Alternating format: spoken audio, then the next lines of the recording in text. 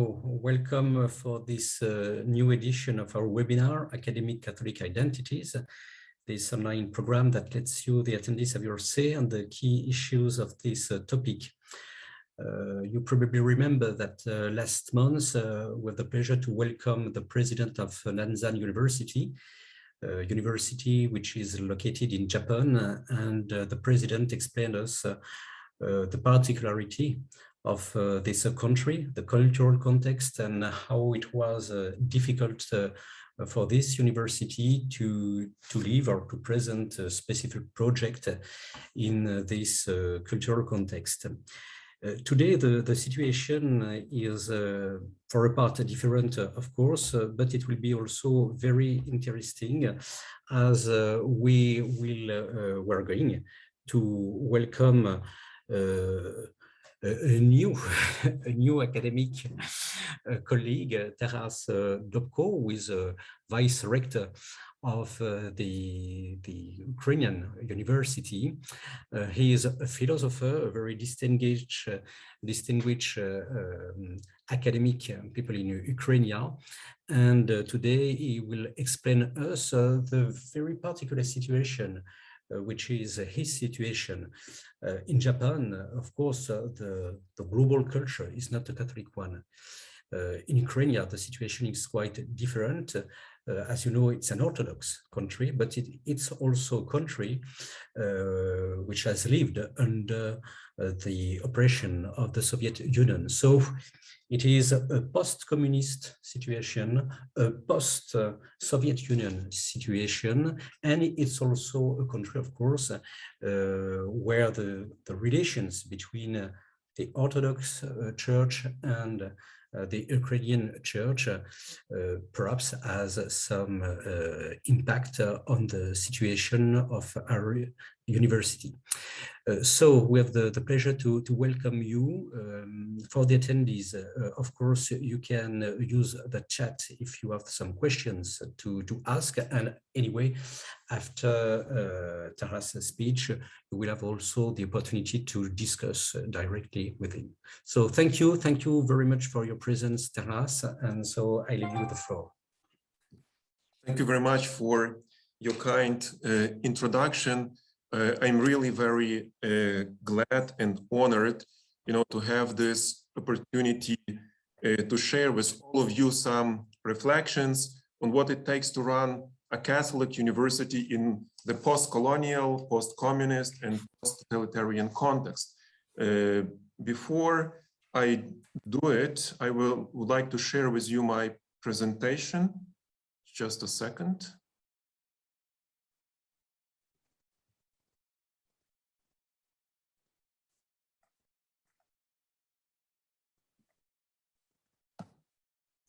Okay.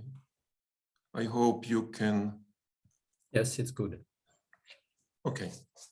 So I will try to walk you through some of the most important challenges and specific opportunities that are available for a Catholic higher education institution in the post-Soviet world to fulfill its mission of, I quote, forming leaders to serve with professional excellence in Ukraine and internationally for the glory of God, for the common good and the dignity of the human person, end of quote.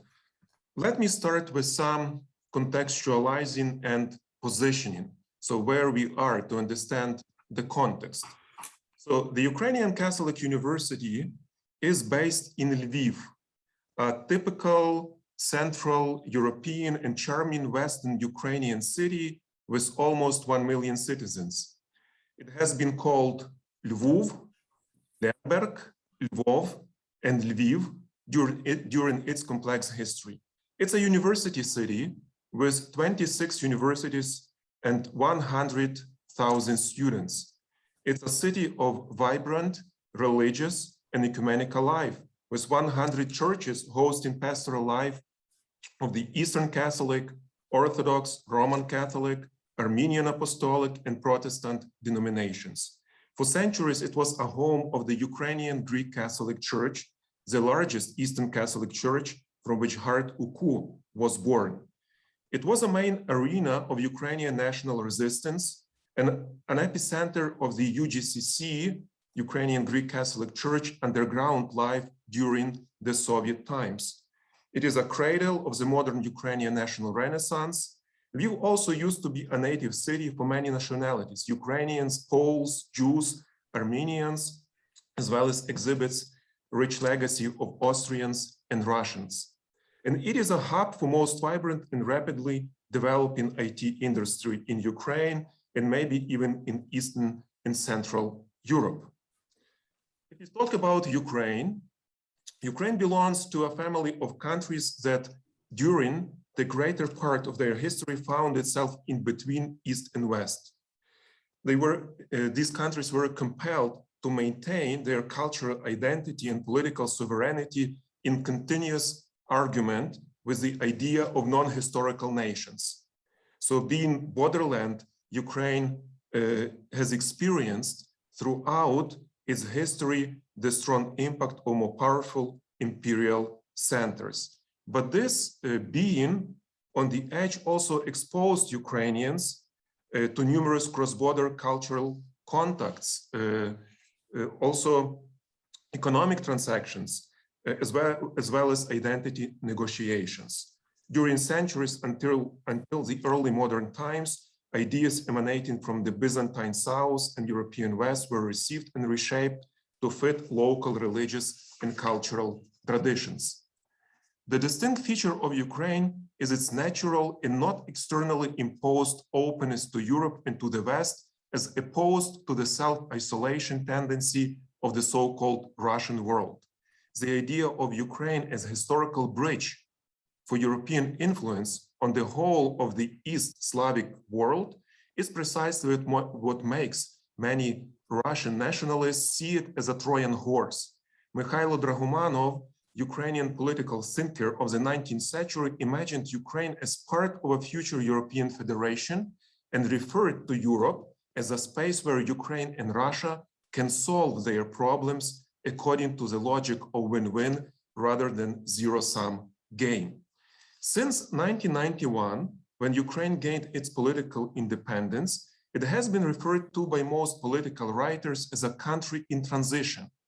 Ukraine was undergoing a very complex fourfold transformation, from colonial rule to independent state, from totalitarian and communist to civil and liberal society, from planned and inefficient economy to free market, from dysfunctional puppet Soviet Republic to an efficient modern state.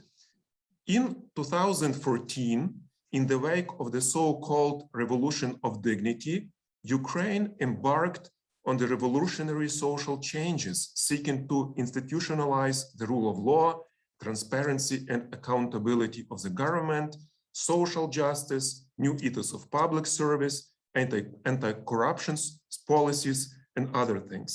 In general, no less than a process of reloading the country and transforming it into an efficient democracy and free society was launched. A catchword for this process was a transition from the revolution of dignity to a country of dignity. So Putin's Russia wanted to stop this development and the war was launched. So Ukraine now bears harsh social consequences of this war and aggression. About 2 million of IDPs from the annexed territories were integrated and given a chance to start their life almost from scratch. About 400,000 veterans needed reintegration into a peaceful way of civic life. Displaced universities were moved to other locations and launched their activity anew. This would have been hardly possible without the emergence of a vibrant civil society. Volunteers now enjoy the highest public trust in the country. They also organize themselves into the groups facilitating the launch of successful reforms on decentralization, healthcare, education, military procurement, and many others. Of course, there are many reforms like judicial and rule of law, law enforcement, public administration, pension, which are less successful and still demand much work. in overcoming various obstacles. There are still political zero-sum games, immature political parties, raging populism, little public trust to the government and state institutions, strong oligarchic impact on political life, and they hinder the social transformation of the country. But the positive direction is unmistakable and hopefully, who knows, irreversible. The COVID-19 pandemic hit Ukraine very severely.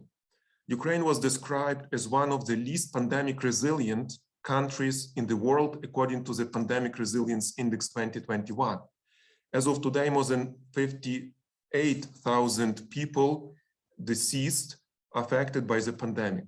Only 6 million got fully vaccinated. This makes 14.7% of Ukraine's population. Ukraine scores low with respect to vaccination drive, as well as the number of intensive care beds. Most universities went fully online last year, while secondary schools were unprepared for online education, which resulted in a drop in quality education. So UCU also was hit in different ways, and most of all, most regrettable is the fact that we lost one of our professors, Igor Skochilas, one of the best church historian in the country, who was hit by COVID, deadly hit by COVID. So, but UCU was one of the first Ukrainian universities to respond swiftly to the threat of a pandemic. And in UCU, for example, stayed on campus for the most time of its operation. In 2020, we lost most of income streams from different summer school, short-term programs, non-educational services, but gradually, thanks God, we have recovered from the last year crisis. Ukraine's openness to Europe is manifested in many phenomena of peculiarly Ukrainian cultural synthesis of East and West, including Eastern and Western Christendom. One of the most prominent examples is precisely the Ukrainian Greek Catholic Church. Being open to the influence of both East and West, the UGCC, Eastern Catholic Church, often serves as a laboratory of ecclesiastical ideas and processes that go ahead of their time. The UGCC history in the 20th century is marked by a spiritual phenomenon of the clandestine church, its prolonged underground existence in Ukraine. After a violent dissolution of the UGCC by the Soviet Communist government in 1946 and constant state persecution of its believers in the new catacombs, Greek Catholics in the USSR went through the peculiar way of the cross. From 1946 to 1989, the UGCC was not only the largest underground ecclesiastical community in the world, but remained the only mass institution in the Soviet Union that avoided the control of the official Soviet authorities. After Ukraine's independence, UGCC experienced a renaissance of its life. Though a religious minority in Ukraine, the number of UGCC faithful amounts to 5 million. About 3,300 priests provide pastoral service to the church faithful globally, and about 800 seminarians are being educated and prepared for the priesthood. Today, the church has a global character and faces the challenge of global unity. There are 17 eparchies outside Ukraine at all continents except in Africa. UGCC has developed during these years a structure of its metropolitanates and eparchies, the network of seminaries, a Catholic university, religious orders and monasteries, media channels and newspapers, religious NGOs, landmark national events like pilgrimage to holy sites, some Catholic secondary schools, youth organizations. It has a strategy for its pastoral work and development. But most importantly, UGCC is also a crucial public agent in promoting social issues in the country, such as just remuneration, the fight against corruption, the rule of law, honest elections, the rights of orphans and handicapped and other socially disadvantaged groups, transparent relations between political power and religious denominations, ethnic reconciliation, and many others. Now I come to the university more precisely. There are about 180 universities today in Ukraine. What was the point of establishing another one? Archbishop Boris Gudziak, the president of the Ukrainian Catholic University, succinctly articulated this challenge, I quote, "The explicit goal was to develop, or even in some aspects rethink the university, one of the most successful and enduring institutions of Western civilization, generated nearly a millennium ago by the Catholic Church. This ambitious, some might say audacious vision led to a search for alternatives in curricula, pedagogical approaches, research methodologies, management style, and other things."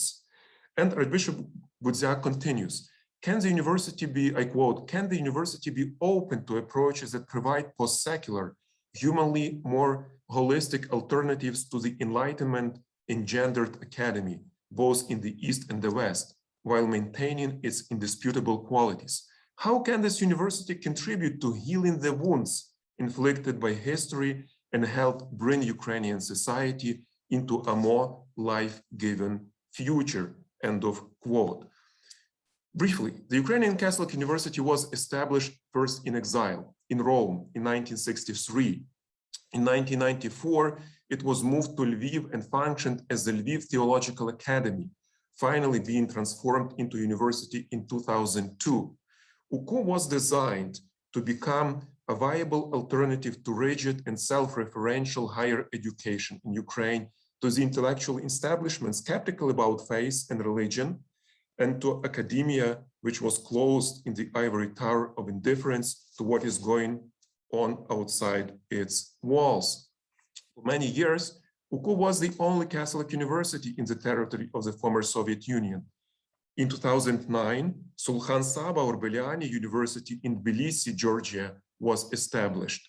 As a non-governmental higher education institution, UCU builds a model of an independent fundraising university and aims to institute efficient and transparent relationships with its local and global stakeholders.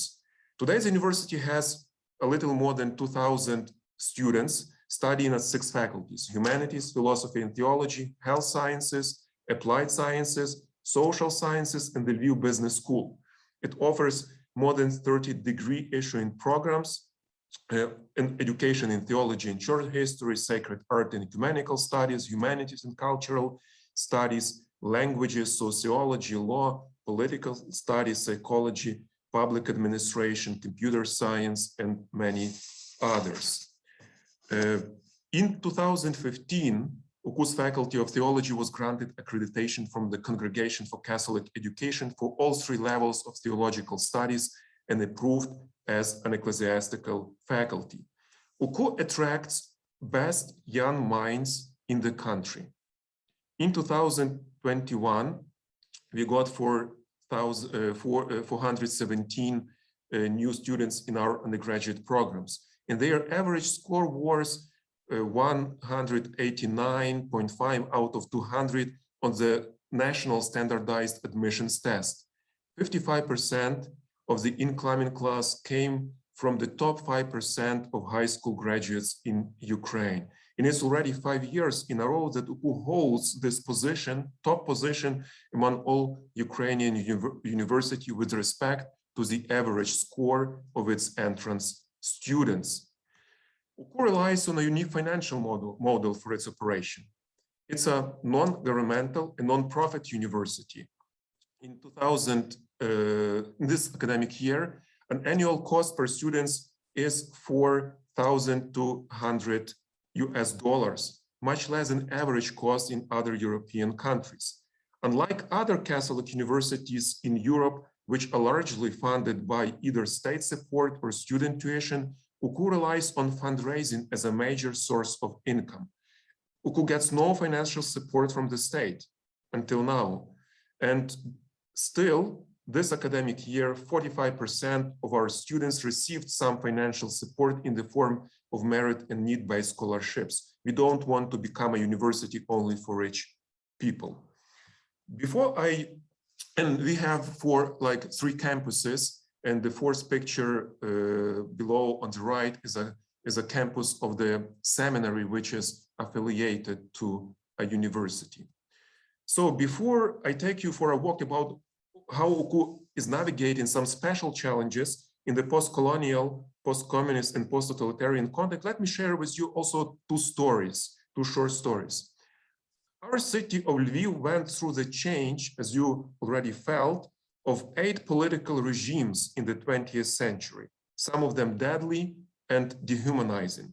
The city was spared from military assaults and physical destruction during the world wars of the last century, and fortunately has preserved its centuries-long architectural tradition.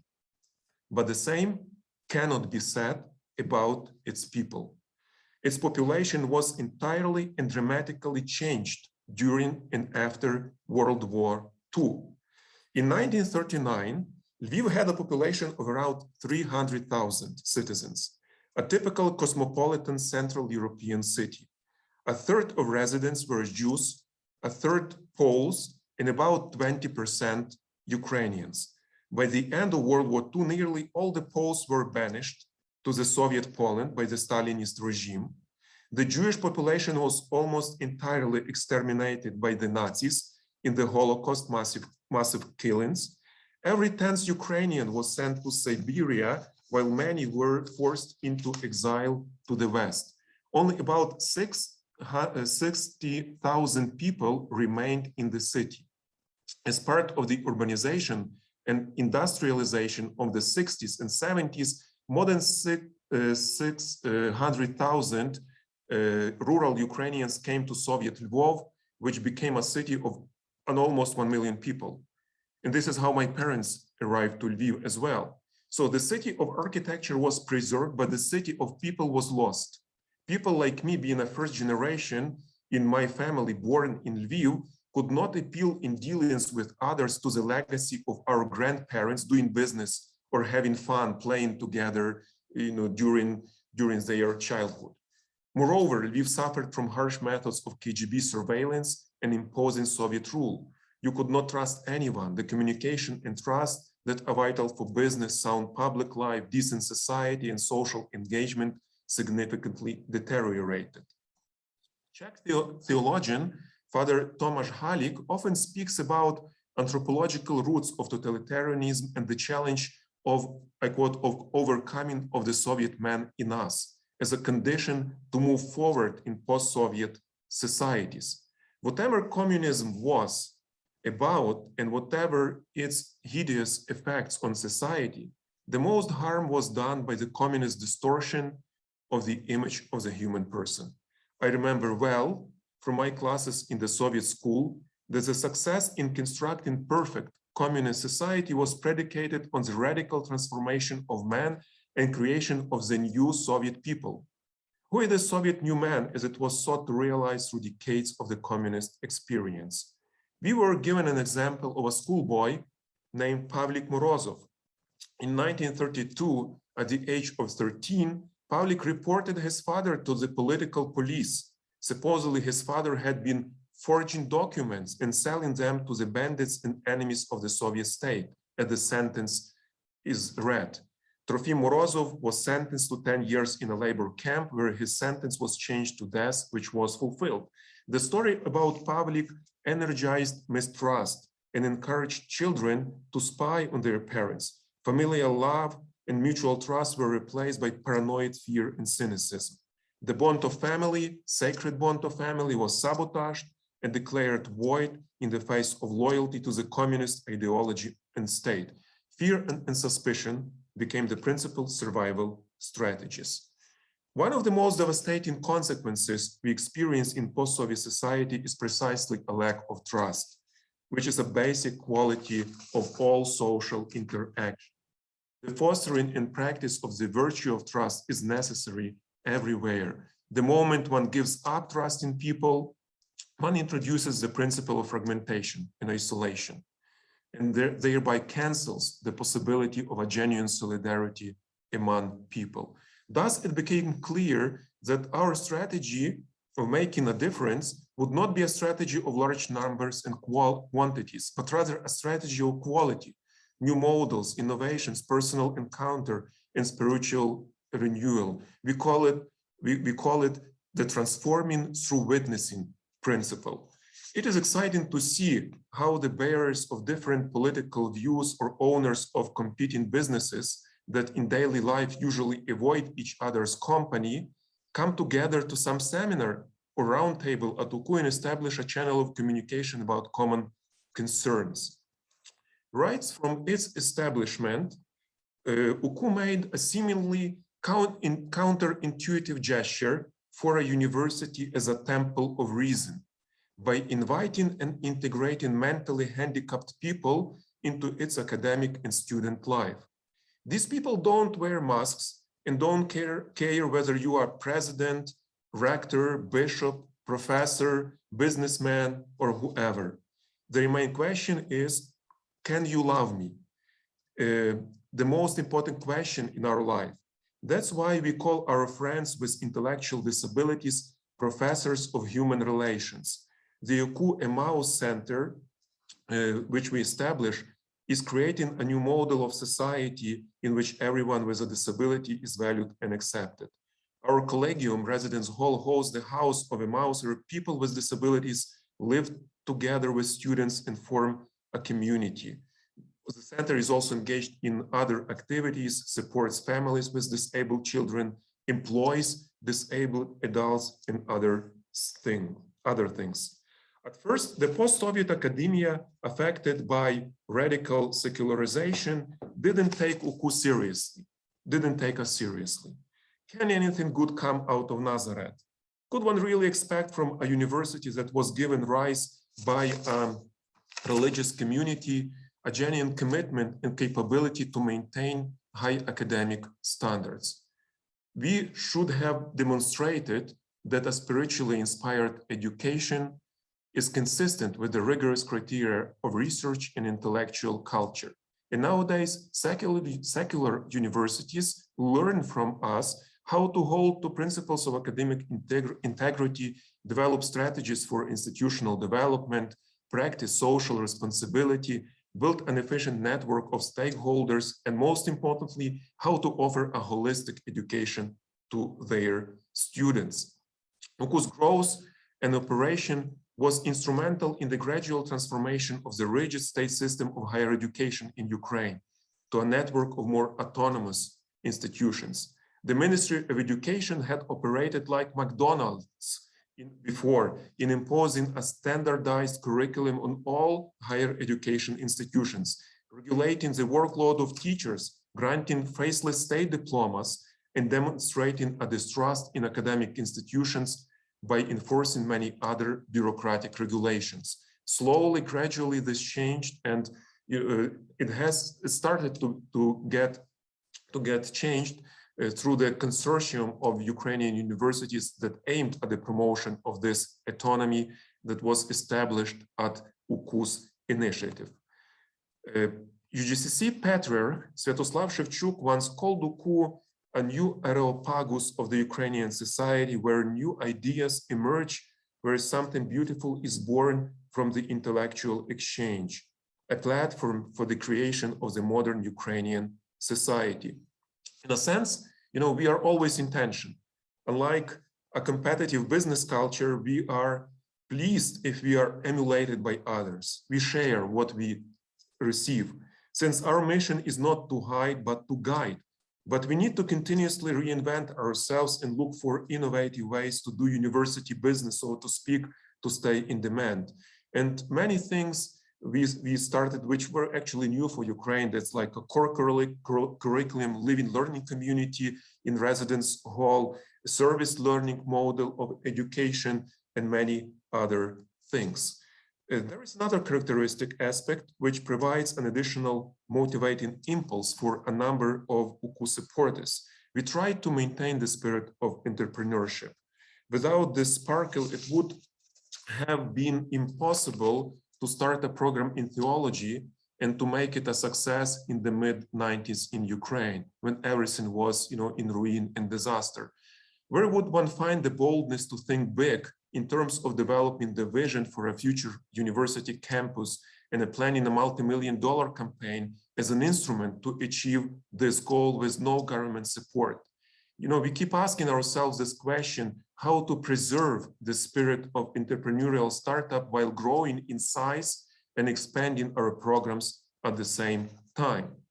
From the very first moment of its establishment and until now, as I mentioned, UCU didn't have any financial support from the state. So what we should have done in this situation, we started to build a culture of philanthropy in Ukraine. Again, step by step. It took about 15 years of hard work to sow the seeds of a philanthropic culture among the people. Remember, this is post-communist state where many people still expect that the state will take care of them and not very active in their social life. So there were no special techniques or tricks in giving birth to this culture. So we, had a philosophy that any fundraising is first and foremost friend-raising, and thus it should be grounded in the convergence of the universities and benefactors' intentions to contribute to our mission and the public good. Being a Catholic university, UCU remains the voice of the UGCC, which makes its message heard in the broadest spheres of social, political, economic, and cultural life. Any university celebrates reason and its power to change the life of people. But we all know that power, even that of ideas, can corrupt, detach from reality, and seduce. And history demonstrated that science deprived of love is dangerous. Advanced technologies can become genocidal. So we experienced it here in the bloodlands of Ukraine. The power of reason needs to be conditioned by humility and the spirit of service. The church too can be seduced by power and money or become ideological without creative and self-critical reflection. Today's crisis of the church is a case in point. At a time of such civilizational deconstruction and global tension, the church and the Catholic University can hardly stand apart. With a new sense of common mission together, they could inspire and support each other and offer salvific service to the world. In 2012, UCU launched an educational and research program on Kievan Christianity. The academic objective of the program is the critical study of the theological, canonical, social, and cultural sources of the Kievan tradition. UCU and its Faculty of Philosophy and Theology educates future priests, provides capacity building programs for vital church communities, and trains priests to create an outward, more welcoming, professional, and engaged church. Too many priests want a secure, quiet life without facing the real challenge of the contemporary world. I quote Bishop Boris Gutsiak. Not many priests want to go out into the deep water in their parishes or to work in student ministry, in military chaplaincy, in villages with the poor and marginalized. But the contemporary person hopes for a pastor who radiates peace and joy, who is not afraid of the modern world, but goes forth to meet it with God in his heart and smile and a smile on his face. UCU tries to help our seminarians to develop a critical and creative approach to societal and cultural issues. And future priests need more training here in Ukraine in organizational issues, pastoral planning, and conflict management, but which are embedded into the gospel message. We could already boast that 3 of our graduates became UGCC bishops. Out of 3,300 priests that are serving in the church, 17% graduated from the university. So university really has a big impact on the church development. The accomplishment by the UGCC of its mission depends to a large extent on overcoming clerical paternalism, balancing the vertical structure of the church with more initiative and responsibility from the bottom up. The very existence of UCU as probably the most sophisticated, both structurally and financially, institution in the church is a powerful example and a testimony to the service of the laity in and for the church in Ukraine. the corporate culture of financial transparency and accountability, professional management in labor relations, delegation of authority and collegial decision-making, conflict management, and personnel development, grant writing and reporting are UCU's contribution to other UGCC's organization. Also, the university is a home for the Institute of Ecumenical Studies, which places at the core of its mission and activities the value of friendship between Christians of different denominations. The Institute embodies and promotes one of the core messages of the ecumenical stances of our church, that she is one of the ears of Kievan Christianity and can find its fullness only in unity with the other Ukrainian churches of the baptism of Saint Volodymyr the Great, and in union with Rome as well. There are basically two things which most clearly, I think, distinguish Catholic universities from their secular peers: their explicit commitment to the holistic development of their students and their appreciation of the community. In other words, any Catholic university by its very nature follows a philosophy of integral human development to some extent. But of course, any single Catholic university could do it more or less intentionally. UCU adopted integral human development as its overarching framework that gives a distinct and articulate shape to the UCU's academic profile, life and profile. So we pursue the issues through PhD program and also through so-called thought leadership, providing research in integral human development as well. In the Compact on Education, Pope Francis mentioned that, I quote, service cannot only be a training activity among others, but it can become the fundamental method through which all knowledge and skills can be transmitted and acquired. We could point to this process as a development from education to service to education as service, whereby our brethren are both the way and the goal of education. So no university in Ukraine, for the time being, has a full-fledged community service program. We try to work on developing a service learning culture, program, and model to share also with other Catholic universities and secular universities. In 2021, the Center for the Dignity of the Child has been opened at UCU, and it was created as the invitation of the Synod of Bishops of the UGCC to work for the prevention of possible child abuses in the church. The expectation, just a few words to show some pictures over the past 5 years. So the university has founded more than 20 social initiatives and NGOs, university graduates, as well as graduates hold leadership positions in many others. This concerns, for example, social entrepreneurship, as in this case, or, for example, the charitable organizations that support different educational causes, or, for example, Building Ukraine Together.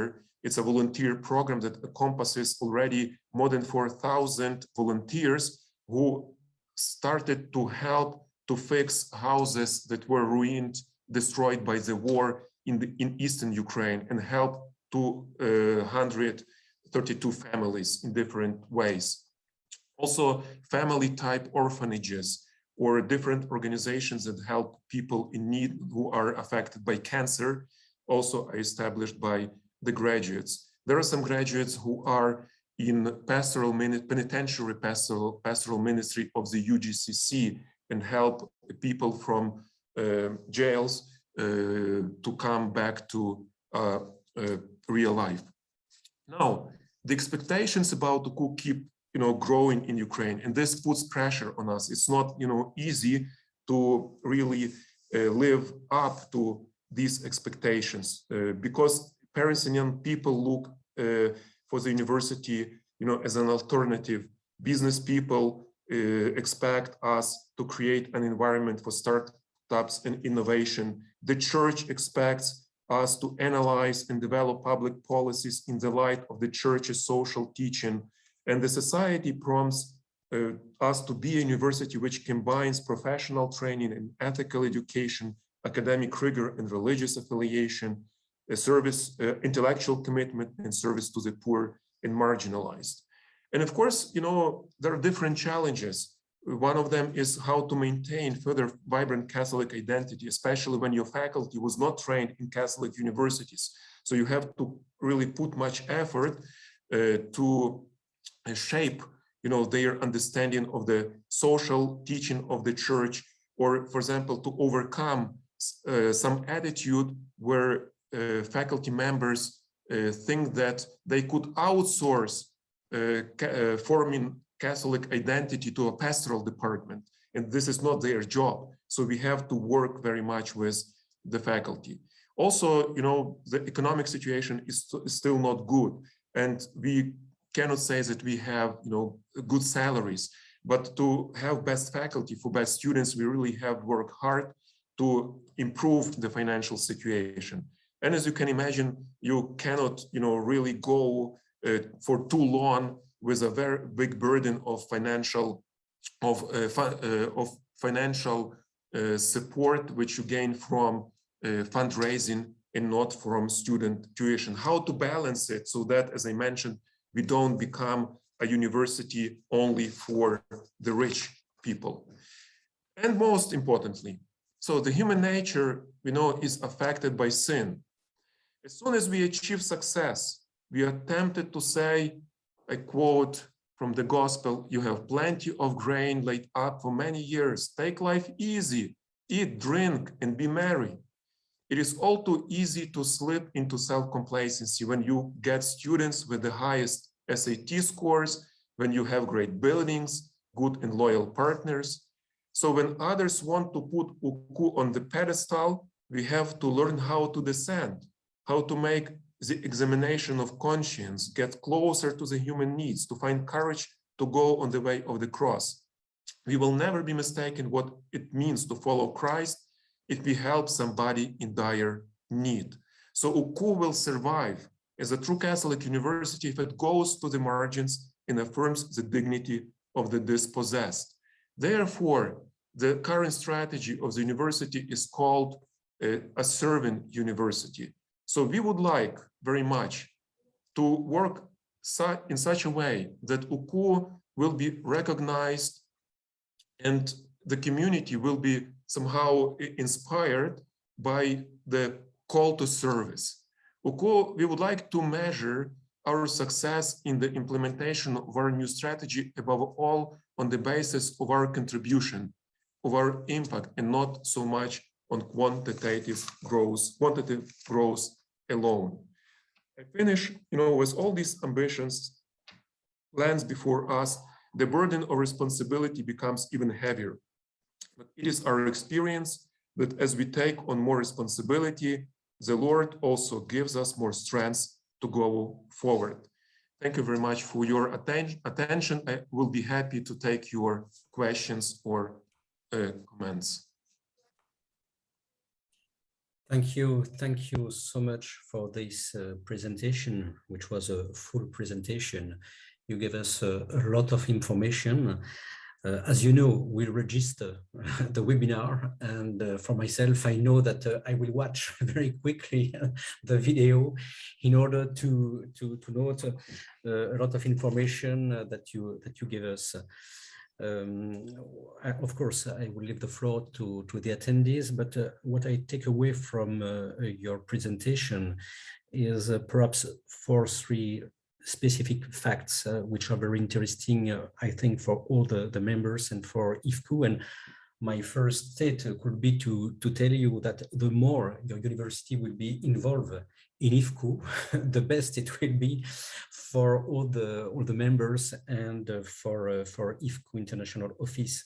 I mean, what you have said about disabled students, or about the Institute of Leadership, or what you do in terms of entrepreneurial mindset.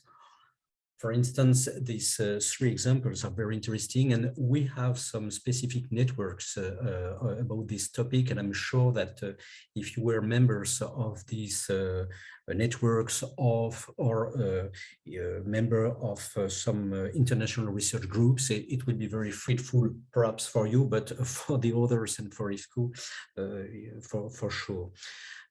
I was very interesting, but what you have said, of course, you gave us the global context, a global political, historical, and religious context of Ukraine, and you mentioned the specific role of your university towards not only Catholic people, but in fact towards the global society.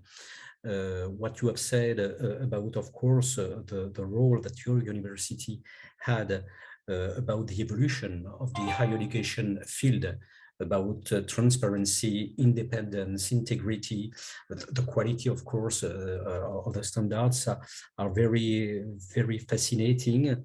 The same about your global role for changing the socially mind to a more responsible and socially open-minded in Ukraine. And you mentioned also some other aspects about the entrepreneurial mindset, as I mentioned, and you gave us some examples of what you call the integral human development. And I think that it was very interesting for us to understand how you try to translate this global notion that we know very well in the social sort of Catholic Church in terms of very concrete activities and propositions in your university. So thank you very much for all this information, and I will give the floor to some of our attendees. I think that there is perhaps some questions in the chat. Perhaps I can read. So we have from Oli Conman, thanks you. I'm sorry I have to leave. We have an Erasmus partnership with UCU and look forward to exchanging students and staff from Mary Immaculate College in Ireland. It is perhaps one question that I could ask you. Of course, you have international relations with other universities. Do we have some specific expectation from IFCU and from the attendees in this specific field? Thank you very much for your remarks and your question. Sure. So I think, university, as you could, see from my presentation, was building its capacity, was trying to discern, what is our particular vocation in a particular historical context here in Ukraine. But I think that some things that we have already tested and keep testing could be interesting also for other Catholic universities. Of course, perhaps there are many things we are not inventing them, like, service learning. And American universities and many other universities, especially Catholic universities all over the world, practice it for maybe decades, already. But I think that for some European Catholic universities, this is still a challenge. This is a task to put before themselves. And for example, we are now part of the so-called Uniservitate program that precisely promotes, again, all over the world, the introduction of service learning into this Catholic universities system, so that, as I mentioned, service becomes like a air by which we breathe, by which we evaluate also our performance. And I think that we would be especially ready and grateful to share what we already were able to achieve also the product, the fruits of our reflection in for IFCU, for other universities that could be interested in some of these things. As I mentioned, there are still, some challenges. It's very difficult to maintain entrepreneurship in a Catholic university culture. I must confess, and you cannot outsource it, to one, for example, department like Center for Entrepreneurship. So you have to create almost an environment in different ways, and in this way also to change culture. For example, that in Ukraine, this is still not very common, that to make a mistake is okay, and to students, it's such a basic fact. And the sooner you make a mistake, the better, because then you can find a good course for your action and for your project.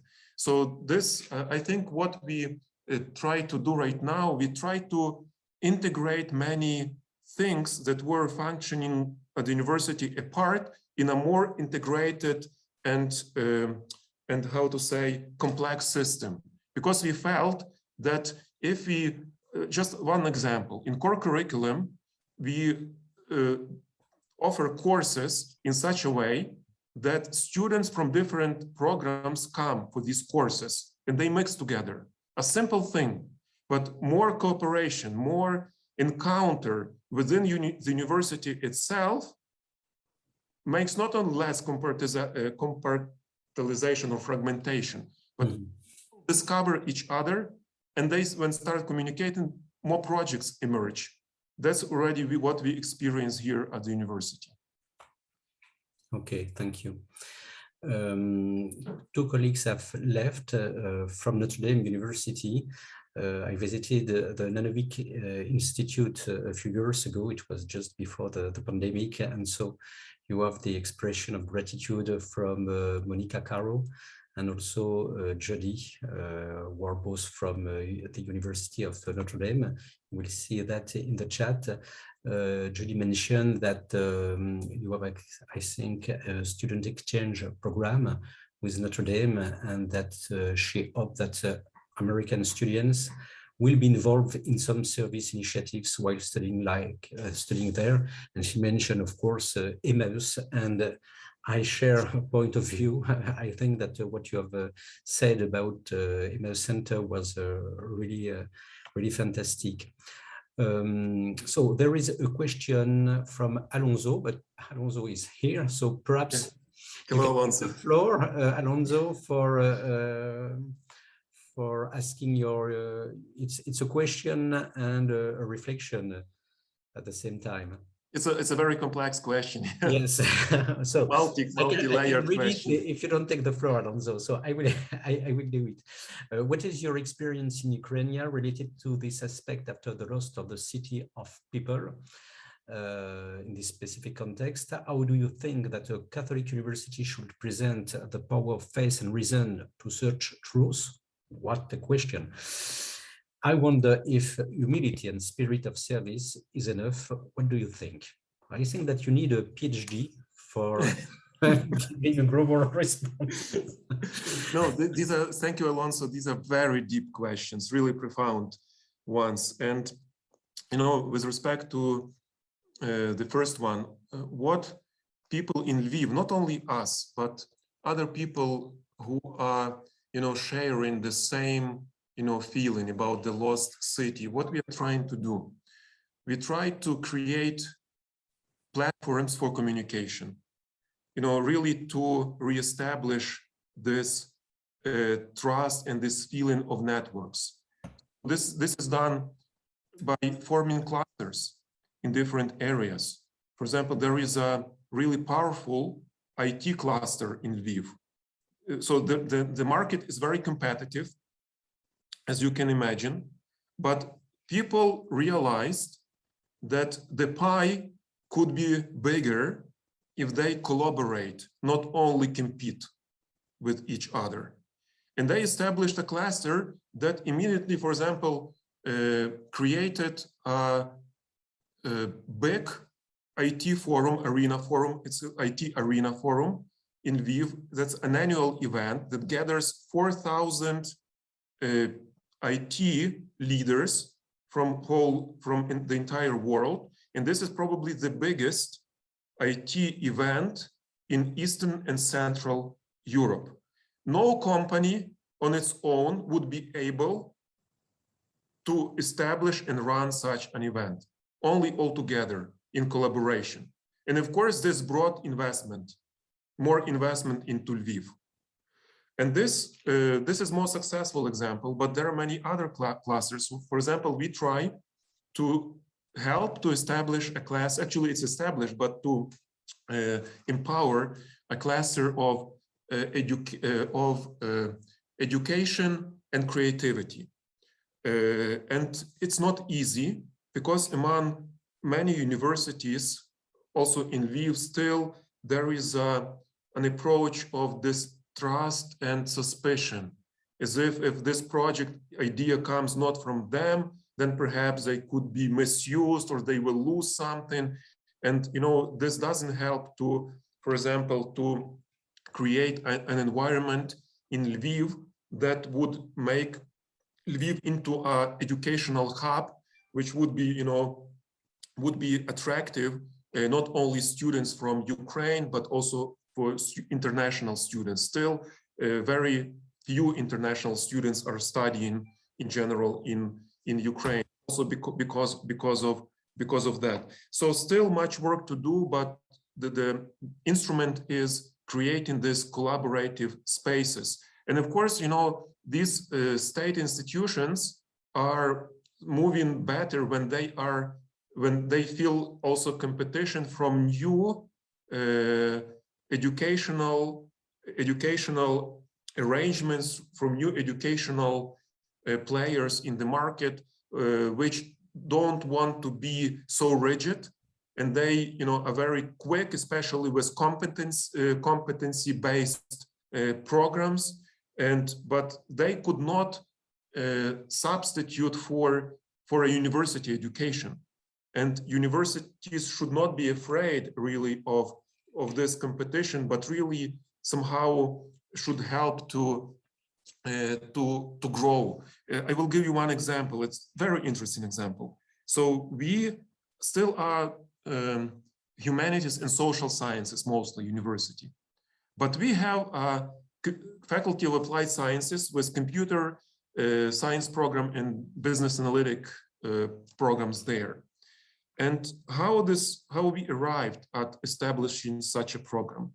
We were approached by the representatives of IT industry in Lviv, who get tired to fix, traditional programs in old, post-Soviet universities. They just, reasoned very well that if they help to establish from scratch some new program, these other universities will start doing something, for change. And this happened because, they didn't want, what Catholic University goes for computer science program? Well, you should provide only theology. That was a message from these universities. But actually, this changed the whole milieu of computer science education. There should be somebody who makes a first step. To more difficult question about faith. As I don't remember if I mentioned, but we accept students of all denominations, of all religious faiths. So we accept students even who are atheists or agnostics. And there is a big question how to work with them. Our approach is really through teachers. So for us, it's very important. This is our model. So we would like our teachers to become ambassadors who could explain. But what we are trying to do, we call it a methodological, not ideological approach. And for example, one message from our president, Bishop Boris Gudziak, to students. I would like you, besides gaining professional knowledge in your field, to learn 2 lessons, during your studies at UCU, which are expressed by 2 simple words: thank you and forgive. If you learn how to be grateful, if you learn how to forgive, you will be able to build genuine interpersonal relations, which actually makes what is human life. It's about quality relationship between people. In this message, is sent as a message which comes from faith, but maybe it's about simple human things which are readily understandable by many people. What we try to convey, of course, to students, that they like UCU because it's a hospitable university, it's open university. Teachers are close to students. And when I point out to students about those things, I always emphasize, don't be just users. Don't be, please appreciate this. If you like these things, they come from certain spiritual tradition, from certain culture. These fruits don't grow by themselves. They grow from some roots.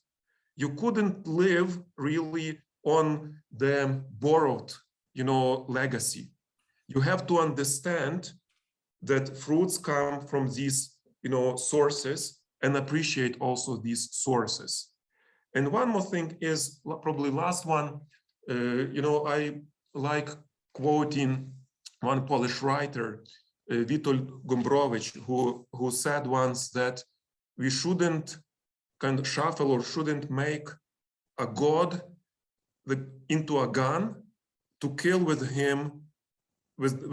it Marx or Nietzsche or whoever else. So we have, to make our position into a proposition, into a kind of proposal, which is open, understanding that maybe not everybody will be willing, to accept it. And we have also to accept that we could fail, but at least we have to be, honest, to be authentic, in this proposal, and to show an example which young people could emulate. So I don't know any other recipe, honestly speaking, how to convey, faith which should grow in freedom, because it couldn't be coerced. Thank you very much for your response. In the chat, I see 3 other questions. The first one from Seton University, our colleague Ines, who thanks you and tell you that she will be curious to know how the university is discerning the communist past. Yes, a very important question. Our colleague Dr. Riyad from Erbil asks you if you have experienced any financial difficulties in running UCU, and how did you manage to sort it out? And Bart McKettrick, ask you another very interesting question. Is the university basing its values on a pedagogy of dialogue? This is a very useful concept for informing the strategy of university. Thank you for these questions. Thank you very much. Very, very interesting and important questions. Young people who already were born after Ukraine became independent 30 years ago, they of course don't remember the communist past and the Soviet Union.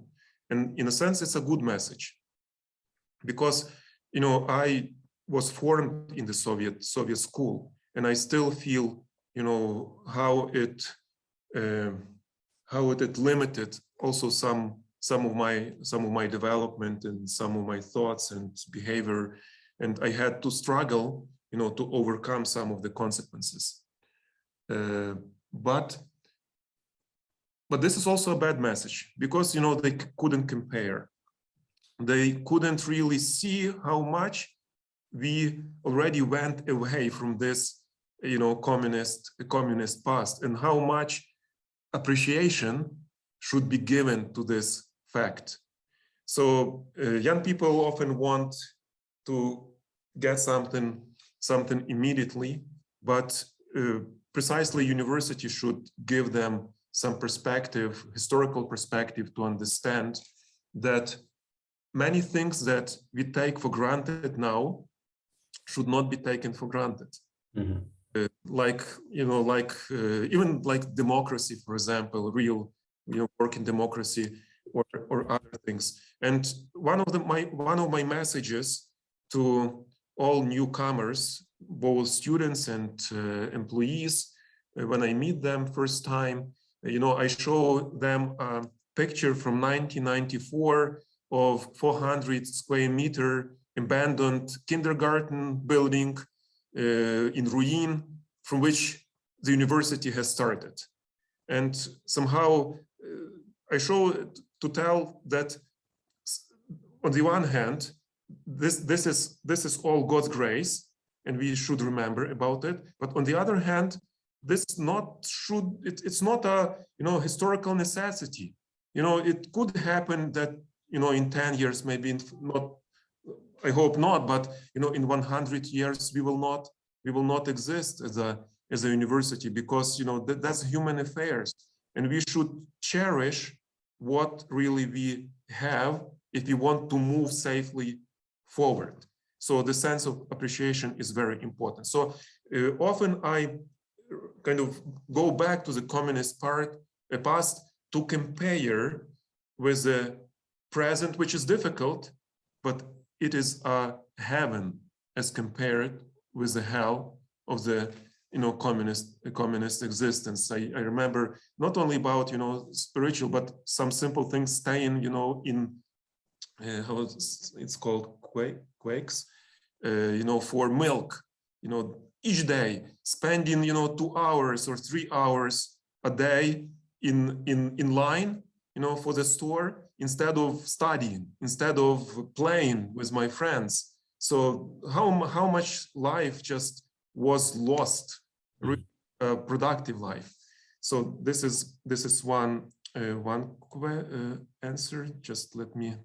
Just in the aftermath of what you have just said, I would like to mention the publication of a very interesting book by Johns Hopkins University. The title of this book is Neo-Nationalism and Universities, Populist Autocrats and the Future of Higher Education.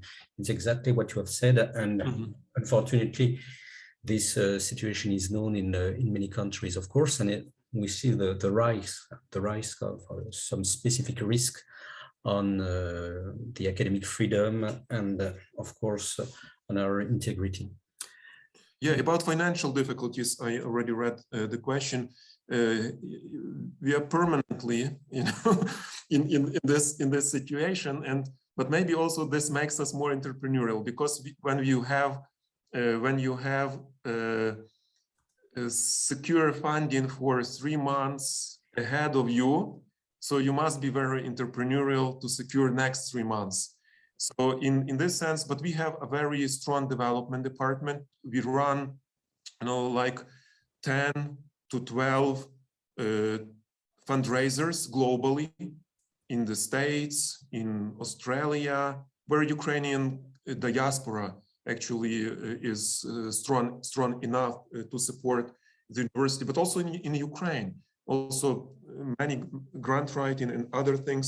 Of course, last year was especially difficult because we had to cut salaries. We came back already from this situation. We had to cut also the number of employees, but we tried also to help those people who were leaving us so that they could find a new job. We also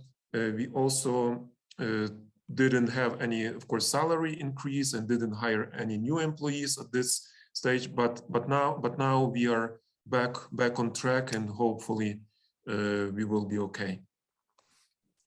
And the third question was about pedagogy of dialogue. Yes.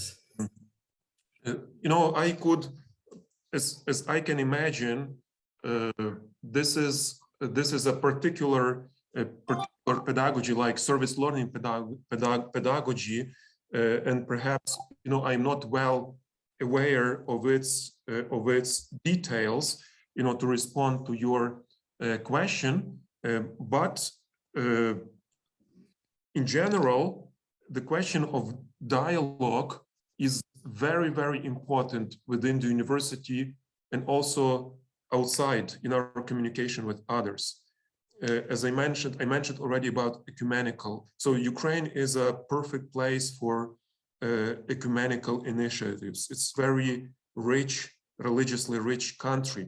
And though Ukraine is mostly Orthodox, as Francois mentioned at the beginning, but in Orthodoxy is also not unified. And we have, for example, a unique institution which is called All Ukrainian Council of Churches and Religions. And this institution encompasses all denominations and all religions in Ukraine, and is a platform for both for dialogue between them, also with the state. For example, they combine, you know, to respond to some legislation issues which are important, sometimes successfully, sometimes not. For example, in Ukraine, still abortion law is very destructive. So in a sense, it's very liberal in this sense. So, and the churches couldn't change for the moment the situation. But when I come back to the university, so the dialogue within university is also important, as I mentioned already, when we try to bring together students. But for example, we have a so-called research fund, internal grants for our faculty members. They could apply, and we encourage that they apply, for example, in teams and provide multidisciplinary projects. And this is also about communication and dialogue. What is missing, I think, we would like our theologians to be more in dialogue with other sciences. Somehow it, you know, happened maybe naturally that when we relaunched theological education, it was to regain the independent voice, let's say, of our church, which was lost and was destroyed by the Soviet regime, because no theologians actually were present anymore after the Soviet times. And we wanted, you know, people to get very deep into patristics, into liturgy, into other fields. And this happened, and it already provides some fruits. But what is still missing, it's really this communication bridge between theology and other sciences. And I think it will be a task for us to pursue in the next few years. Yes, Bart. Yeah, could I first of all say thank you for such an interesting talk and response to that question of a pedagogy of dialogue. And I suppose I would just encourage the idea that every decision that is taken in the university should be tested against the question: does this improve dialogue with others? In other words, it has a reference to the other. And that seems to me to be part of the hallmark or the characteristic of a Catholic university. Does it improve dialogue? And so your comments about dealing with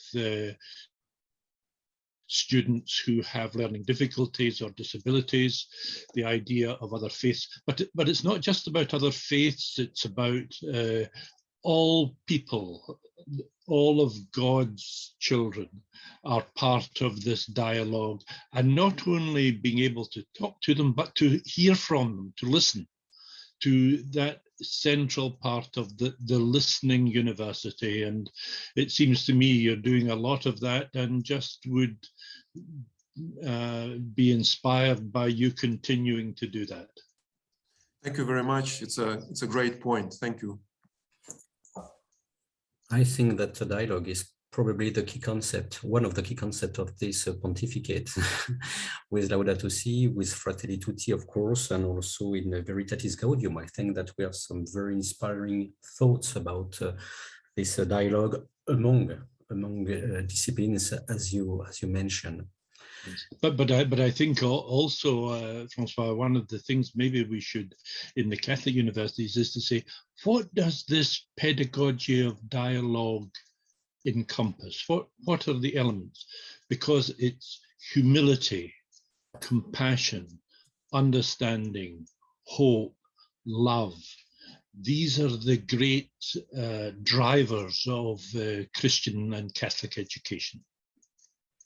I totally agree. And I think that it is probably one of the main challenges that our universities face. For a part, it's also one of the purposes of our webinar. Generally, I mentioned, okay, we know the official documents from the Catholic Church about Catholic education and Catholic universities. Okay, we know the norms, we know the documents. Once we have said that, how do we very concretely practice in this perspective? And I totally agree with what you have just said. And I see that Ines also also agrees. I think that with our perspective about Catholic studies, we have some new members that we can add, Ines. Okay, so we'll speak about that outside the webinars, but I think that it would be very interesting to gather some people who are present today. Yes, a new question from Ines. Synodality is dialogue. No. Yes. Yeah, that's exactly what it is, you know. Yes. And now Pope Francis says synodality, you know, what is going on in Rome. But I really liked your point about the internal dialogue, because at least in the United States, not everybody, you know, not every faculty member that teaches at Seton Hall, at least, they're not Catholic. Okay, so the Catholic University, I think it's a calling, it's a vocation, even that internal dialogue to bring our colleagues, you know, to the knowledge of Catholicism. Of course, proselytizing is not, you know, the question here. We are not proselytizing as a Catholic university, but bringing those our colleagues, you know, to the knowledge of the Catholic intellectual tradition, it's a must. And one thing that I am really impressed, you know, with your presentation, you mentioned trust. Yes, trust is a must. Without trust, education fails. So thank you for that point. Thank you very much. Yeah, to engage in any dialogue requires a kenotic, you know, attitude, and this is not easy. So you have to start from yourself. And in some respects, dialogue within the Christian tradition is more difficult than between other dialogue between other faiths. In a way, dialogue of Christianity with Judaism and Islam and so on is much easier than to get the Christians to talk among themselves about the nature of dialogue. Such an important part of our work. Yeah. Thank you. So I think that time is over, unfortunately, but it was so interesting. So I think that we can all thank you, Taras, for this fascinating presentation of your university. It will be really inspiring for many people. I just take the opportunity of your presentation for telling you that for those who would like to pursue this dialogue with Taras, remember that we have launched a specific collaborative platform on which you can dialogue, you can contact everyone for any purpose. Could it be for the students' mobility, or for creating a specific partnership, or just for exchanging your thoughts about some specific topics. So you will find the link to this platform on our website. So I think that we can end, if I well remember, I think that next month we will welcome a colleague from India. And so it will be another cultural context, I think very interesting too. So thank you once more, Taras, for your presentation. We keep in touch because I think a lot of things to share now. Thank you to all the attendees, and I hope to see you in a few weeks. Bye.